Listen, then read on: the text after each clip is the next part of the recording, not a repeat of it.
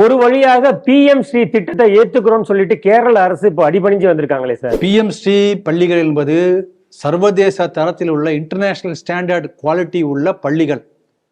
ஒரு ஒன்றியத்துக்கு 2 பள்ளிகள் அப்படி நிறுவக்கூடிய மத்திய அரசுடைய திட்டம்.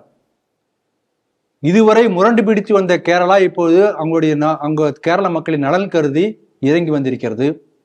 ஆனா தமிழ்நாட்டில் பாருங்க, நல்ல தரமான கல்வி தமிழக மாணவர்களுக்கு கிடைக்காவிட்டாலும் பரவாயில்லை, நாங்கள் மாணவர் நலனை அடகு வைத்து நாங்கள் அரசியல் ஆதாயம் செய்வோம், இப்படி தமிழ்நாடு அரசு செயல்பட்டு கொண்டிருக்கிறது.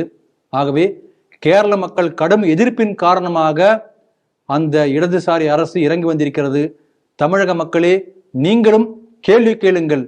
எங்கள் குழந்தைகளுக்கு தரமான கல்வி வேண்டும் என்று பார்க்கக்கூடிய திமுக அரசியல்வாதிகளை பார்த்து நீங்கள் கேட்க ஆரம்பித்தீர்களே ஆனால் நமக்கும் நல்ல காலம் பிறக்கும்.